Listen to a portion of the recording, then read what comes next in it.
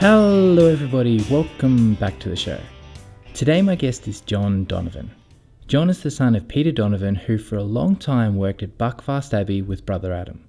He worked there from 1939 right up until 2004.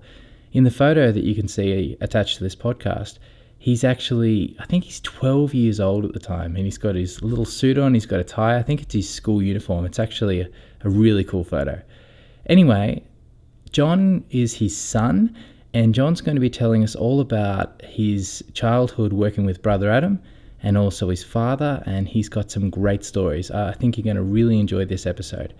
Also, if you're liking this podcast, you can go and get it on Spotify or Google Podcasts or Apple Podcasts or in a bunch of other places. And if you'd like to hear someone, you can get in touch with me at brent@nixonbees.com.au. Okay, let's get on with the episode.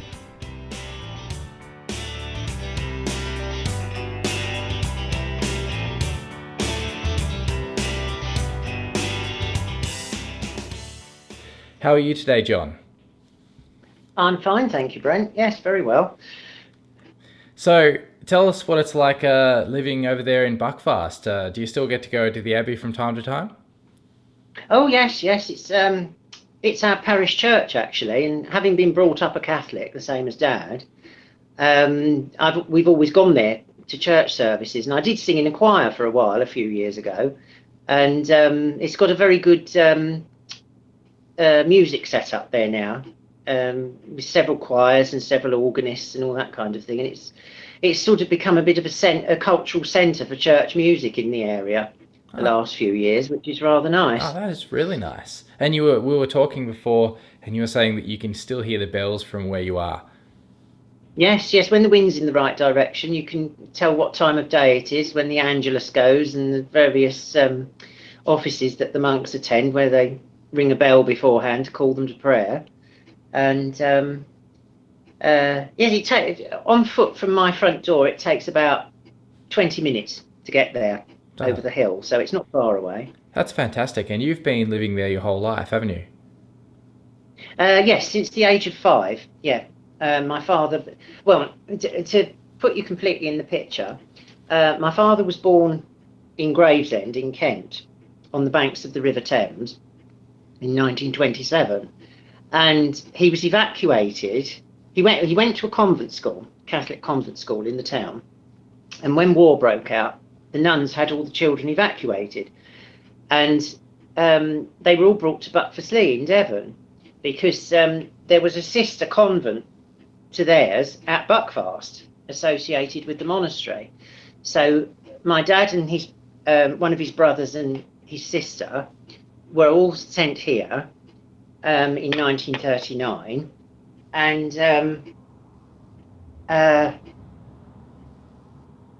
he settled out at Buckfast in a big house right opposite where brother Adam's apiary was, and this was how they met.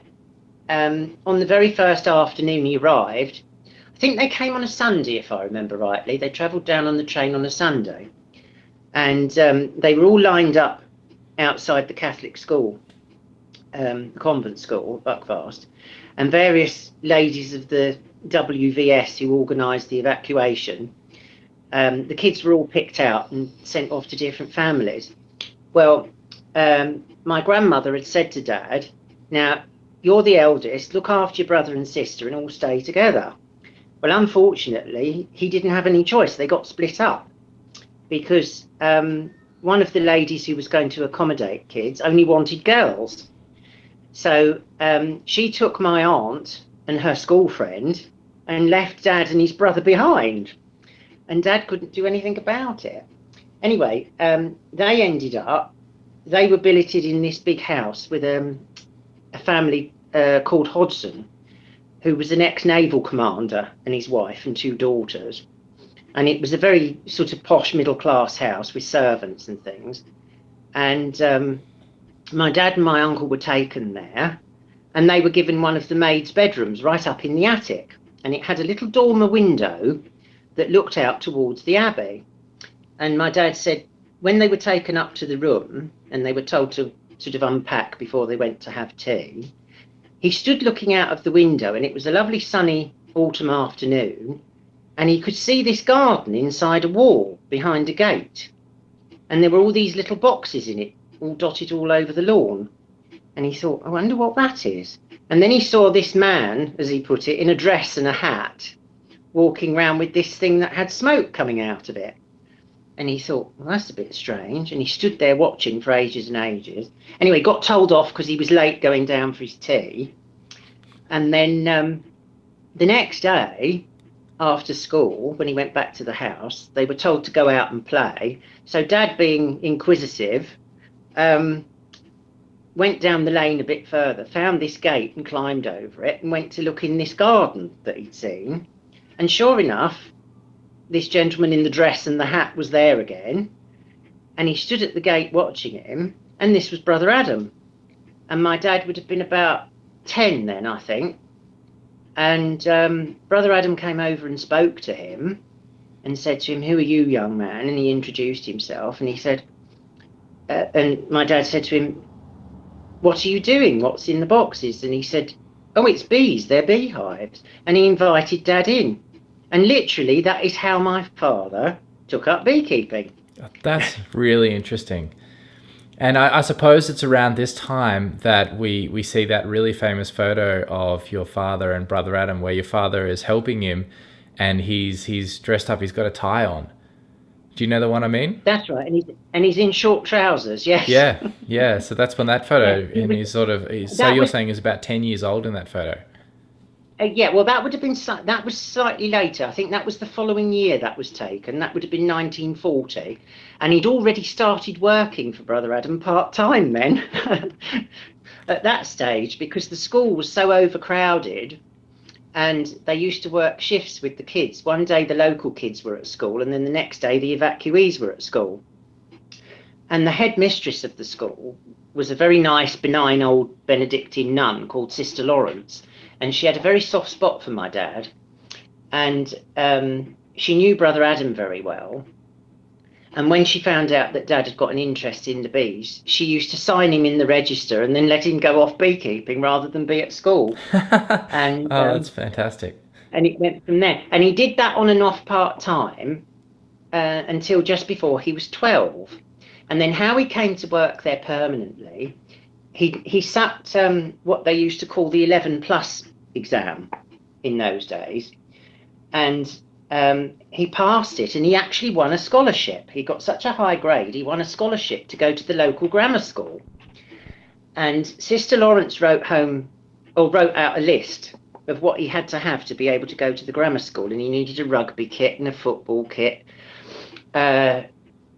cricket whites, all kinds of things, a blazer, a straw boater, hat. There was a whole list of gear he'd got to have and books.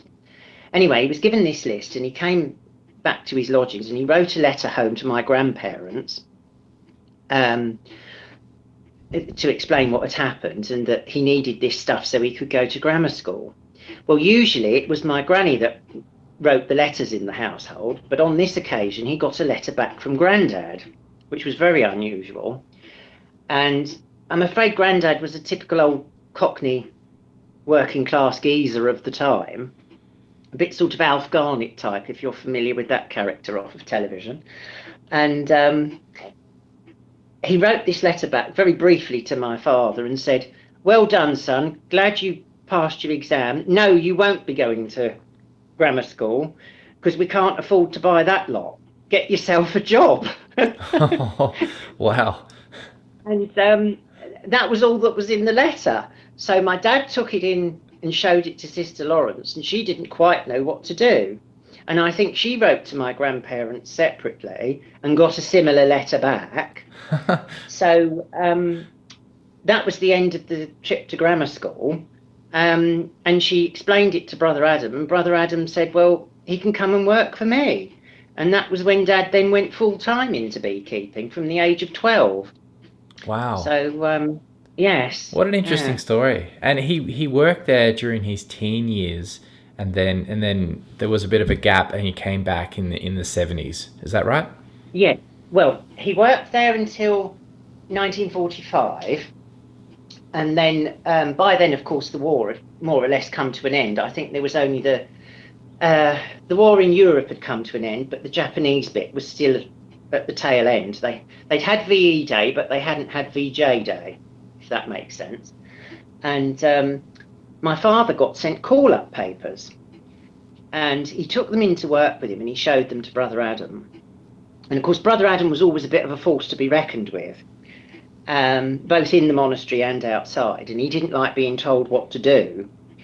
And he read these papers and he went, "Oh, well, we can't have this, you know, I'll write off and get you a reserved occupation because I need you. We've got queen breeding to do and all this kind of thing." Anyway, he wrote off to the MOD and tried to claim agricultural labourers and things were reserved occupations, so they didn't have to be called up. And of course, by this time, as I say, the war in Europe had ended. So he wasn't actually going into the army as such. It was the first wave of, it's gone out of my head now what they were called. National service, sorry. It was the first wave of national servicemen, which was a thing they did after World War II in England, that all boys of a certain age had to go and do national service for a year or so. And at the beginning, it was 5 years, I think. Anyway, Adam wrote off to the MOD, and he got a very peremptory letter back saying, "No, beekeeping is not a reserved occupation, and Mr. Donovan will have to go into the army." So that was the end of that. And my dad joined up as he was living down here, rather than go home and join the East Kents. He joined the Devonshire Regiment. And he left from down here, and he went to Malaya, Hong Kong, and Singapore. And he briefly went home to see my grandparents, and met up with my mother, interestingly, because my mother was a neighbour. They all lived in the same street on this big estate. My mother's family lived at number 3, and Dad's lived at number 17. So they'd known one another pre-war as children. But Mother never got evacuated to Devon, you see, because she wasn't Catholic. She went to a different school. So they lost touch while he was down here. Anyway, when he went back home for this few weeks, he met up with my mother and sort of reacquainted himself. And both of them having grown up by then. And they went out on a date, and they did most of their courtship via letter between Gravesend and Malaya. So all the time he was out there, he was writing to and fro to my mum, you see. Anyway, he went from Gravesend then to Malaya to begin with, in the jungle, and they were actually rounding up stray Japanese, because the end of the Japanese war had come by then, and he was rounding up stray Japanese soldiers who didn't know the war was over. And then after so many months of doing that, he was then transferred to Hong Kong, and he was made a military policeman. And he used to tell some very interesting stories about what he got up to there, raiding sort of bordellos, looking for soldiers and God knows what. And he also, by the way, one bit I did miss out, while he was in Malaya in the jungle, he actually kept bees. He caught a swarm of wild bees and he made a beehive out of a tea chest. Oh, wow. And he got a honey crop from them as well, which was quite amazing. That is very and good. I've got photos of that with this tea chest suspended from a tree and bees flying out of it. Really? I'd love to see that. And so then after Malaya, he went to Hong Kong and was a military policeman. And then the last part of his time out there, he became a prison guard. And this was at Singapore at Changi Jail, which is where the Japanese had imprisoned all the English and Australians and treated them rather badly and whatever. So when the tables turned and Singapore fell and was taken back, they put the Japanese in there and gave them a taste of their own medicine, to use an old-fashioned phrase. And my dad was a prison guard, guarding Japanese officers waiting to be tried for war crimes. And Yes, he used to tell some very interesting stories about that, about the different ones that he met, who sort of run prison camps, where the women and children had been held hostage and all that kind of thing. Yeah, so he had quite an interesting military career, and then he was demobbed in, I think it was 1948. I think it was 48, not 47. Anyway, he came back to Gravesend and got engaged to my mother, and then they got married in 1950. And I think he would have liked to have moved to Devon then, if he could have done, because he was told by Brother Adam before he left, there will always be a job for you here. You can come back whenever you want. And he would have loved to have come back as early as 1950. But my mother was living with her mother, my maternal granny, and Granny wasn't terribly well. She was getting on in years and she was a bit frail, and Mum didn't want to leave her. So it was decided that the Buckfast move would be postponed. Anyway, yes, so they got married in 1950 and then had me in 67.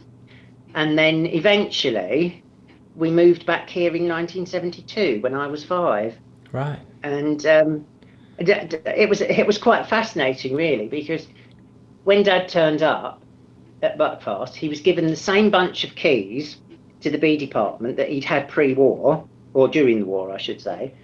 And when he let himself in, he walked around and he knew exactly where everything was. It was all in the same places. Nothing had been moved. It was just like yesterday. And he said it was like that 20 years or 18 years, whatever it was in between, had never happened, and he'd never been away, Wow. Now, there's an interesting story, John. I don't know if you're familiar with it, but the mating station on Dartmoor was, I think it was once mistaken as a target range for the military. Oh, there was a story. yes, I've read yes. this somewhere. Are you familiar with this story? Oh, yes, I am. And Yeah. it wasn't actually the mating station. Slight correction there. Okay. It was when they'd moved. They used to move the bees in the later part of the summer up to Dartmoor for the heather honey crop, because Dartmoor was full of beautiful heather shrubs in those days. There was none of this swaling nonsense that the farmers do in the name of getting rid of bracken going on, which all it does really, it destroys the heather, which doesn't come back, and the bracken grows even more. But anyway, and they used to move each of the out apiaries, which were dotted around in the countryside, up to the moors for about 6 weeks or 2 months at most, to get a heather crop. And they'd moved one of the out apiaries. I can't for the life of me at the moment remember which one, but it would be in one of the notebooks. And they'd moved it to this particular site that was up on the moor, and it was on the side of a valley. And they'd been there a couple of days, and they'd gone up to check on the beehives to see how things were going. And it had been quite a chilly night the night before, and there was a fog hanging through the valley. Well, there was a major, I think his name was Major Gompert, if I remember rightly, or Brigadier Gompert. And he'd got a load of soldiers up there for shooting practice, target practice. And the targets were all set up on the other side of the valley. Well, the soldiers were marched into the bottom of the valley, got disorientated with the fog, spotted these white dots in the distance. That's the targets. So they all started shooting at the beehives. Well, my father threw himself on the floor and got behind the beehives, a cluster of beehives, and was shouting at Brother Adam to get down, get down. And Adam did no more than turn round, flip the front of his bee veil up over his head, like one of those Edwardian ladies' motor hats, and went marching head first straight towards where the soldiers were, calling out and waving his hands. And they were still shooting. And there was splinters coming off of beehives, my dad said, and you could hear the bullets whistling. And Dad thought, God, I'm not going out there, I'm staying here. And he lay down on his front, as he'd been taught in his army training, because he did at that point, he hadn't actually been in the army, but he in his spare time, he belonged to like the local dad's army, the Defence Volunteers, and they were taught about, if you were in a scenario where you were being shot at, how to behave, get as low as possible. Anyway, so he watched Adam go down the bank waving his hands and calling out, and then this brigadier stood up and sort of ceasefire was called. Oh, and Adam tore him a strip off. And by this time, the sun had come up and the fog was lifting, and then they realised what a terrible mistake they'd made. Anyway, the brigadier apologised formally to Brother Adam, and Brother Adam wasn't happy because the beehives were all peppered with holes and all ruined and stuff. Anyway, he got compensation for it. He got quite considerable compensation for it from this brigadier. Yep. and it turned out the brigadier was actually a beekeeper, a hobbyist beekeeper in his spare time, so that helped. Yeah. And they actually became quite good. They became quite good friends, he and Adam. Oh wow. And yeah. So it wasn't actually the mating station that got hit. It was this. I can't remember the name of the place. It was out near the pub that's on the middle of the moor. There's a very ancient pub out there that supposedly the fire has never been out for 300 years in the grate in the bar. And it was down towards, now what was the name of the place? It's an area known as Golden Dagger. It's a valley that runs through where there's some old mine workings. And it was on the side there. Yes, yeah. But yes, you mentioned about the mating station. I know that very well. I've spent quite a bit of time up there. Yeah, well, I was going to ask you about that. So tell us about what it was like working up there. Oh, it was beautiful. It was beautiful. It had almost a sort of,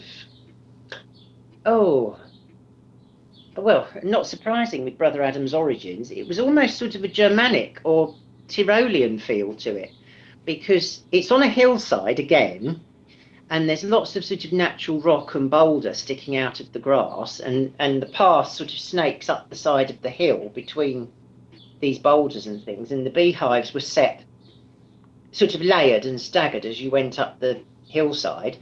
But also there's big fir trees and pine trees, and you could hear sort of woodpeckers and things like that, and it almost gave you a feel that you were in Austria or Switzerland or something like that. And there was a river that runs through the bottom of the valley just below. There were two little bridges that you crossed over. It's a tributary of the River Dart. I want to say it's the Swinkham, but I can't swear to that. I think that's the name. Anyway, it's the very startings of what becomes the River Dart further down, which ironically runs right past the Abbey. The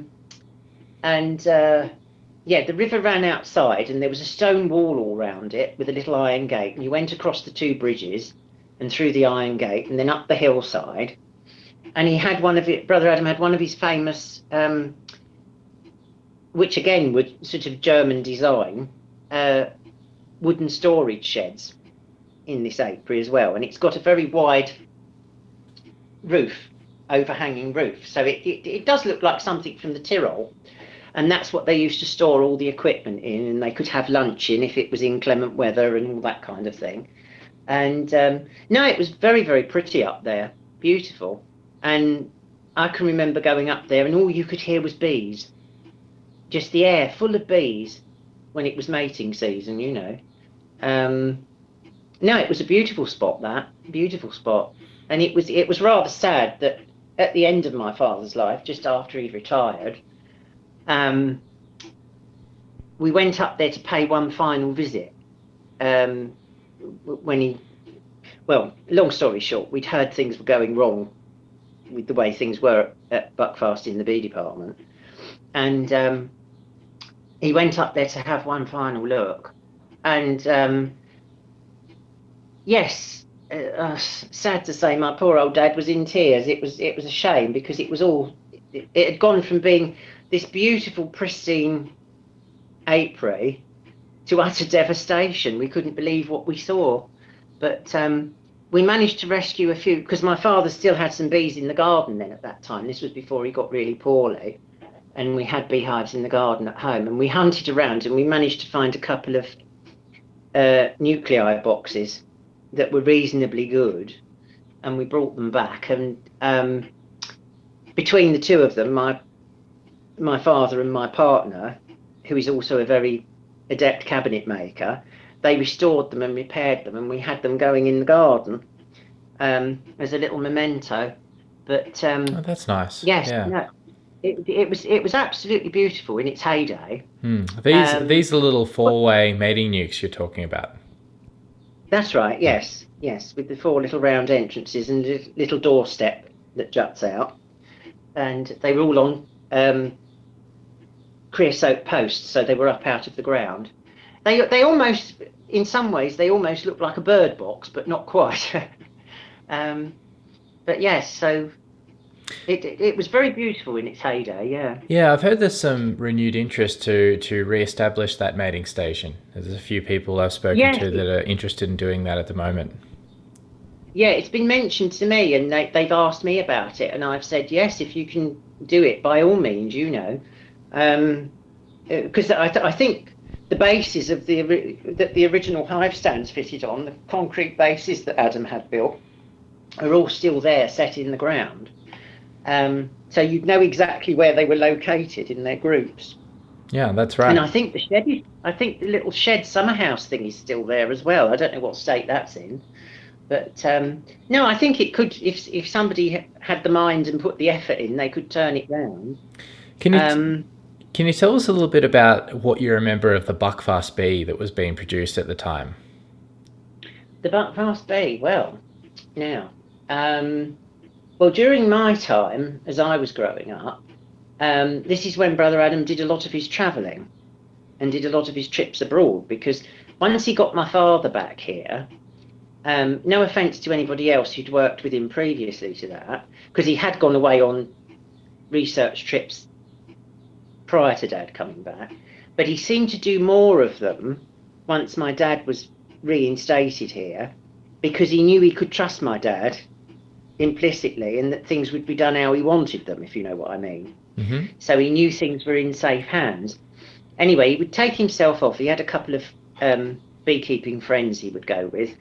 One was the German gentleman, oh gosh, I can't remember his Christian name, but Herr Fehrenbach was one of them. Yes. And then there was an Irish gentleman, a Dr. Core, who came from Belfast, and they were the two who used to go with him most often.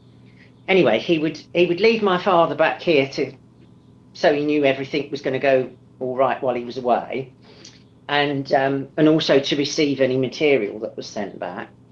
And he would go off and do these sort of hunts for rare breeds of queen and stuff, and barter with various foreign beekeepers for things, and then they would use those as breeding material, and cherry pick what went into the Buckfast strain.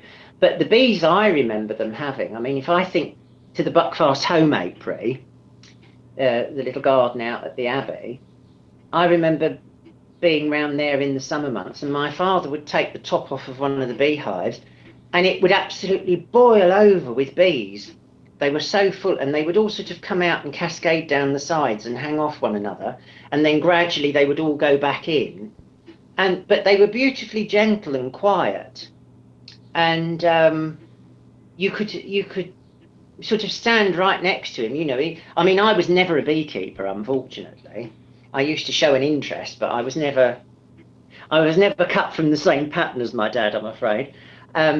But even as a child, you could stand there quite safely with no fear of getting stung. They were that quiet and gentle. And they were beautiful, and a beautiful colour. They were big, and they were the most beautiful sort of several shades of amber through to a darker orange, and then with a brown stripe.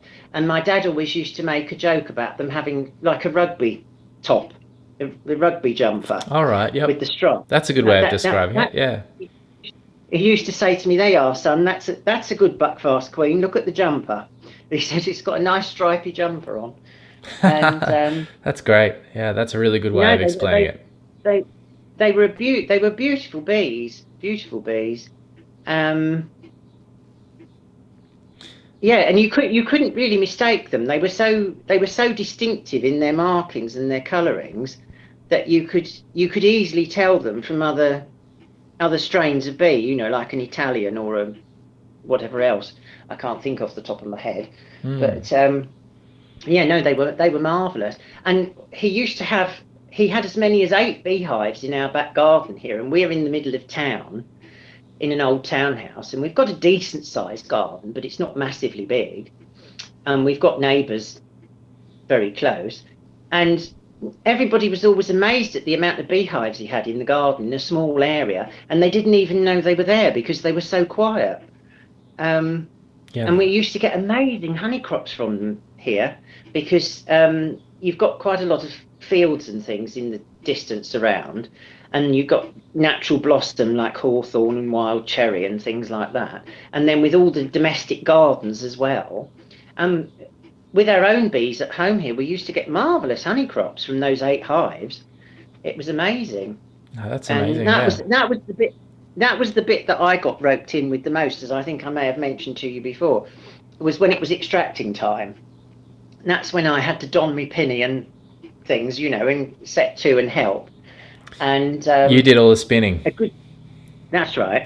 And a good many of my school holidays were spent out at Buckfast in the original bee department, helping Brother Adam, my dad, and sometimes a couple of the monks, or very often German visitors, and we used to get massive honey crops in those days. It used to take you a week, 10 days sometimes to get through it all. And the extracting room, which was a massive room. I mean, it was like the size of a ballroom to me, and it was beautiful. The design of the building was beautiful. It had tiled floor, a mosaic floor, like the sort of thing you see in American bathrooms in the 20s and 30s. And it was a honeycomb design with a Greek key border around the outside, so it could all be scrubbed and washed and cleaned and no mess. It was tiled to sort of shoulder height up the wall, so that again was all washable. And then there was a coloured paint above, which was a primrose yellow, of which Brother Adam was very proud. And the colour scheme and everything, it was all bee orientated. It was all sort of shades of honey and brown and that kind of thing, and then the white honeycomb pattern floor. And all the equipment was painted to match the beehives. It was the off-white body with a salmon pink trim to everything, which my father used to painstakingly redo every little while. And no, it was an amazing room to be in. I'm so glad that I had the privilege of witnessing all that in those days. And it's strange because when you're in it at the time, you sort of take it all for granted and you think it's always going to be there. And then, of course, now it's not. But no, I was very lucky to have seen all that. Well, it was there for a very long time, and Brother Adam was keeping bees there for a really long time, and about 80 years, I think. And oh yes. I mean, just after the Great War, he took it over. But it was very basic when he took it over. The building was there, but it wasn't as established as he made it. And then once he took it over and he gradually expanded it and brought more money in, he was allowed to develop it. And sort of from the mid-20s through the 30s, by the time my dad came there as a 10-year-old in 1939, it was more or less complete, as you would see it in the books, but it was all brand new. So all these tiles had all been fitted up and everything, and it was a real showpiece. It was stunning, and it was on 3 floors. You had the extracting room downstairs, then there was what was always referred to as the tank room upstairs, which had massive big wooden clad storage tanks, which again, they were a feat of carpentry and engineering in themselves. And many's the time I've been hoiked up on Dad's shoulders and bunged in the top ones to wash them out and clean them ready for a new honey crop. Go on, you're small, son, you can get in there. And I'd be bunged over and a bucket of water passed up. And and that's also where all the bottling was done. We would sit up there at a long table, and there'd be like a a sort of conveyor system run where one would fill the pots and pass it along, and then another one would put the lid on, and then another one would stick a label on, and so on and so forth. And yes, it used to be quite fun doing that. I quite enjoyed that.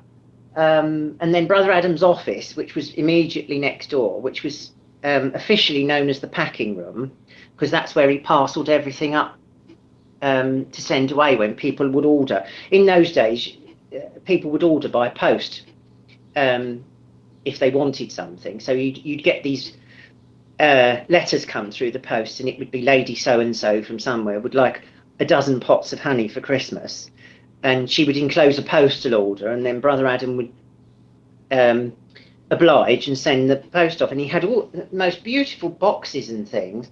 And yeah, when I think back, it was stunning how it was done. It was worthy of like an old-fashioned department store like Harrods. He had these different size boxes to hold certain numbers of pots. The pots would all sort of nest into each other and be surrounded by wood wool. And it always looked to me as a child like they'd been put to bed, like they were in a little nest. And then the front of the box would overlap. And then he had this special manila brown paper that he favoured. And he was a past master at wrapping parcels. I have to admit, I used to sit and watch him as a child. And he'd do these parcels out, and they were a sight to behold when they were done.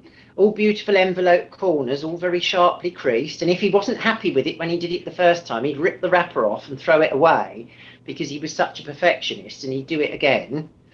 And then they'd be taken off to the post office, you know. And it was fascinating. It was very, very old-fashioned, but very practical, the way it all worked, you know. And so did you ever experience the grafting of the bee larvae or anything like that? Oh yes, I've sat and watched my father for hours doing that at times. Yes. Because unfortunately, poor Brother Adam, by the time I knew him, because when we came here, he would have been well in his 70s when we moved here, and he'd started to have eyesight issues, which was a great grievance to him, really, because especially for that side of the work, because, well, basically you need very good eyesight. And this was another reason why he valued Dad so highly, because touch wood, my father had an amazingly good eyesight. He'd been a marksman in the army. He used to get paid extra for his marksmanship for shooting, and that was only because he'd got such good eyesight. And so when Dad came back, it was Dad who did sort of grafting and artificial insemination and stuff like that. And poor Brother Adam, he did go through the gamut of having several quite intense eye operations done to try and solve the problems, but they worked to a degree, but not to the extent he would have liked. And he just, in the end, he had to admit that he couldn't see to do it anymore, so he handed it over to Dad. So yes, I've sat and watched my father do the grafting and the insemination on many occasions. Right. And there was a real skill to that, and he was very deft. And the amazing thing with my dad was he had the hugest hands you've ever seen, Brent. I have never come across anybody with such big hands as my dad. They were massive, almost like a baseball catcher's mitt. Wow. But he could do the most delicate stuff with them. He could do the grafting and the insemination, and he could pick up a queen by its wings without crushing it.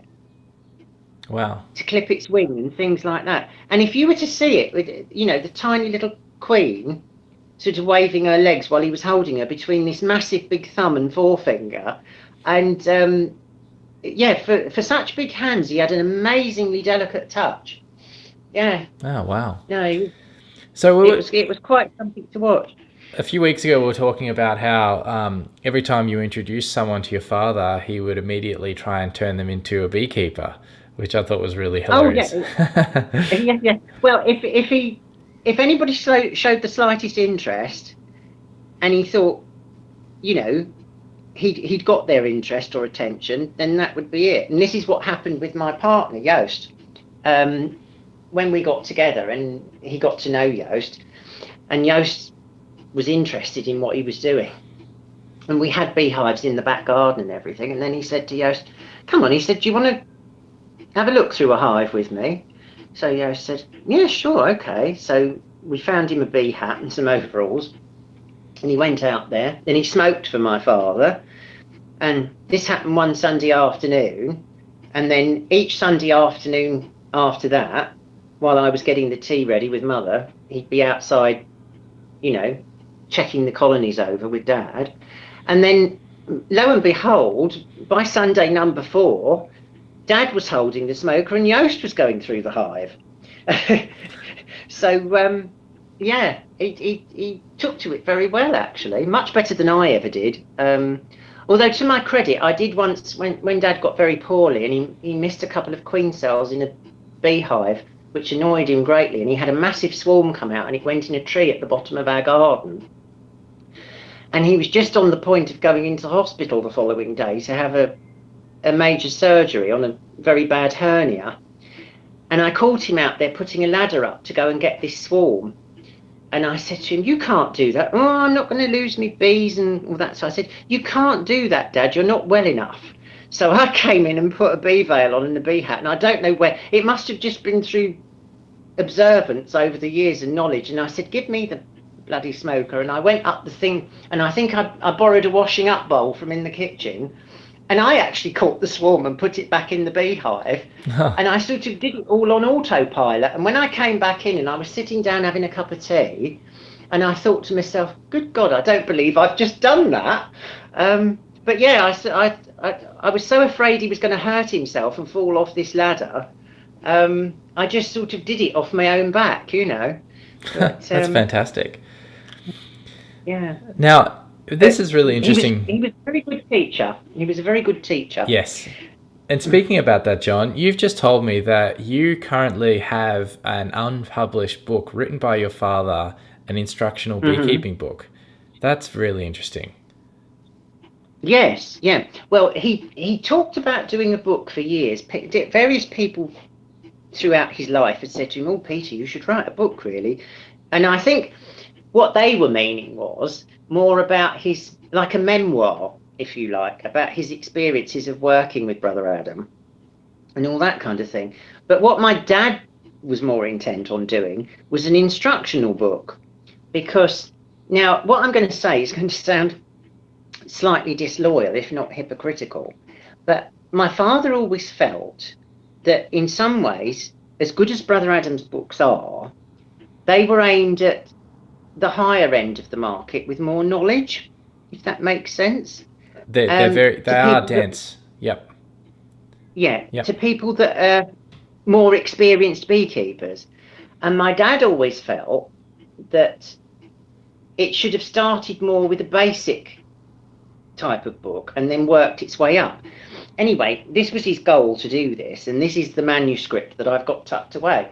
And basically, in layman's terms, how Dad described it to me when he was doing it, he said, I'm writing a beekeeping book, he said, because I favour my mother's side of the family, and my mother was a marvellous cook, so I was brought up learning to cook and bake and stuff. And my father's way of describing it to me was, he said, I'm doing a Mrs. Beeton's book for beekeepers. The famous cookery writer who the book's still in print to this day, and she wrote it back in 1850. And he said, I'm doing a beekeeping book that's like a Mrs. Beeton. It starts off with the really, really basic stuff, and then it will go all the way through.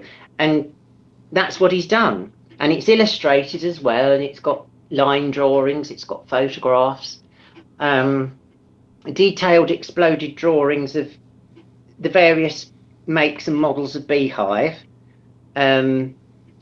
like WBC, Dayton, all that kind of thing. And he did those roughly.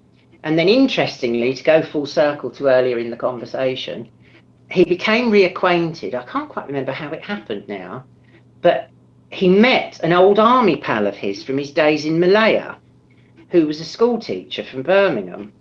And they got in contact with one another. And it turned out, after he'd been in the army, this school teacher, trained as a draftsman before he then became a school teacher. And he got talking to Dad about the bees and stuff, and Dad told him about the book he was doing. And he showed him these drawings that he'd done, and he said, "Would you like me to refine them for you?" He said, "I can redraw them and do them." So his name was Bill James, and he redrafted all these exploded drawings with all the measurements and everything of all the different beehives and the component parts. And that's what's all ready to go in the book. So that's fantastic. I'm really looking forward to reading that book. Hopefully sooner rather than later. Yes. Well, I'm determined to do my best to get it published, because Joost and I have discussed it, and we thought it would be a nice memorial to me Dad, to have that done. And then, as I said, I've got all his archive of material upstairs, tons and tons of photographic slides, projector slides, that he used to use for his lectures when he went round doing educational talks. There must be over somewhere between 5,000 and 7,000 slides up there in boxes. And I would like to sort of do an accompanying book, a volume that's like a coffee table book with all these different photographs in, because we'd love to see those. They're very interesting, I think. Yes, and I mean it's got absolutely everything up there, all the interior of the old bee department, the 12-month cycle of work that they did, because how it worked briefly, I don't know whether you're aware of this, whether it's been mentioned on the Buckfast group at all, but Brother Adam was very clever how he worked it. For the number of hives that he had extra component parts for the hives, extra boxes and things, all stored in a big wooden building that doubled as a garage at the old bee department. And it gave them the opportunity, they could work a 3-year cycle of each apiary, that they could swap all the component parts over for clean, fresh painted ones, and then those other parts could come back to the Abbey. They were boiled in caustic soda, any repairs were done to them and repainted over the winter months. So that gave my father and whoever was working in the bee department with him enough work to keep them going during the winter when they couldn't keep bees. And then come the spring, they would swap the next apiary over and do the same. And it went on in a repetitive cycle like that. Right. And and that's also how people have often said, because Pierre de Koning has said to me, how come is it that some of these beehives are so old? How did they survive so well? Because they dated from the 1920s, you see, and they were still in use in 2004. And it's only because they did that 3-year cycle. But then once my father left and the other party took over, they didn't deem it necessary to do that 3-year cycle, and within 5 years the whole lot went. It went downhill that quickly. Yeah, that's why. So you're saying some of these hives were almost 90 years old. Wow. Yeah, they dated from around 1920, 22, I think. That's were the amazing. Oldest ones. Yeah. That's really interesting. Great. Yeah. Well, I'm really looking forward to seeing both of those books there, John. That'd be fantastic. I think really, really interesting stuff you've got, and great stories. Really love those stories. So thanks a lot for joining us today. Is there anything else you'd like to have a chat about before we wrap it up today? Oh gosh, well, there's lots of things. Lots of things I can think of, really. We could go on twice the length, but yeah, oh God. Any particular memories with your father or Brother Adam you'd like to discuss? Well, they had a very interesting relationship in that they were like a double act. How they got on. To listen to their conversations was quite fascinating sometimes. And oh, sorry, Mike, you're going to hear a noise. It's my clock striking. Just bear with it a minute. Sorry about that. Yeah, they had a fascinating dynamic, really. I don't know whether you'd call it father and son or what, really. But they were great friends, and they trusted each other with the work and everything, and he knew that my dad would carry out his exact requirements and stuff. They did agree to disagree on certain points. I mean, I've seen them stand and have terrible, what looked like heated rows, but then they would always make it up at the end of the day, and Adam would always have everybody upstairs, and there'd be a glass of his famous mead up in the packing room, and that's when they used to plan what they were going to do in the future and all that kind of thing, and all these discussions would go on. But no, they had a very interesting dynamic. It was quite fascinating to watch it. And yeah, I mean, Brother Adam, he was a very forceful character, but he was very fair. And I will say this for him, and he expected hard work, and he was a taskmaster, but he was one of these people, he'd done every job associated with that bee department himself in his time, and he would never expect anybody to do anything that he wouldn't have done himself, if you know what I mean. Yes. Yep. And yeah, but he was very fussy, almost, well, I suppose in modern parlance he would have been considered OCD, because everything had to be exactly in its place, and God help someone if they didn't put it back in the right place and all that kind of thing. He was extremely tidy and orderly, which a lot of Germans of his sort of era were. And that rubbed off on my dad as well. And as I say, when Dad came back there after all those years, everything was in exactly the same place. So he started work as if he'd never been away. But yeah, no, they were quite a team to watch when they worked together, and it was almost like they had a telekinesis of some sort. If a problem arose or anything happened, one would come out with what the other one was thinking and that kind of stuff. They were that closely aligned.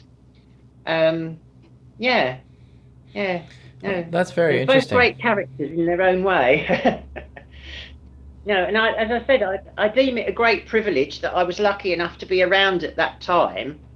And I think the years between 1972 and 2004 were some of the best as regards of the bee department and the way things went. And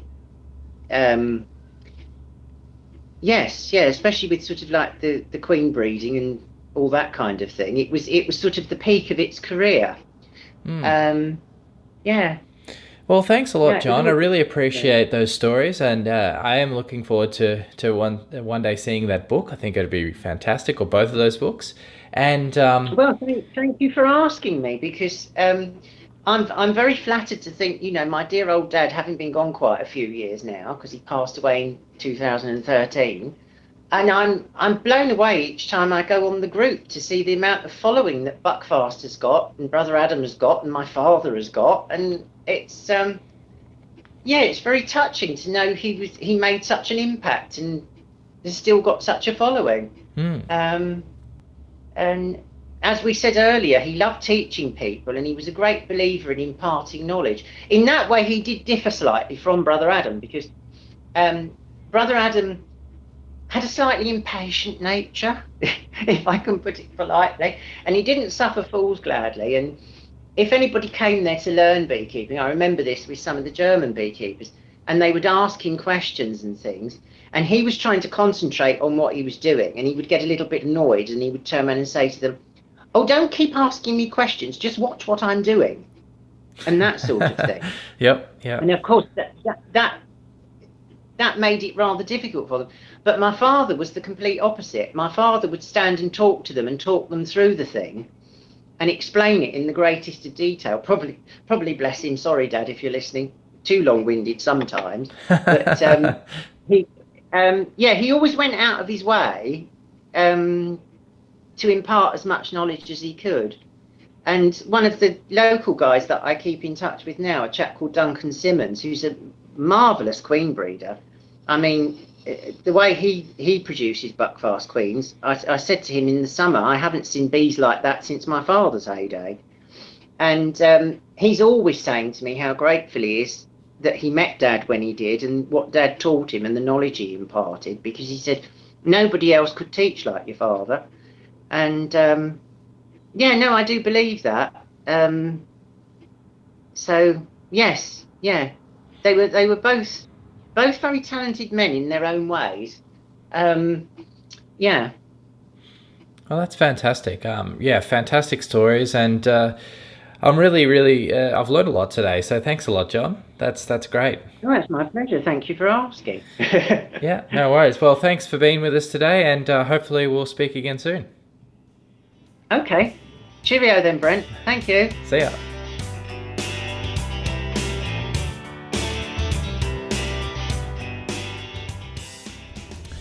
Okay, well, how good was that, having a chat to John? He is a very nice guy, and actually he continued to tell me some really great stories after I finished recording. He told me a story about how Brother Adam would go on these international trips and he'd send home these bags of queens, and some of the issues that happened in association with that.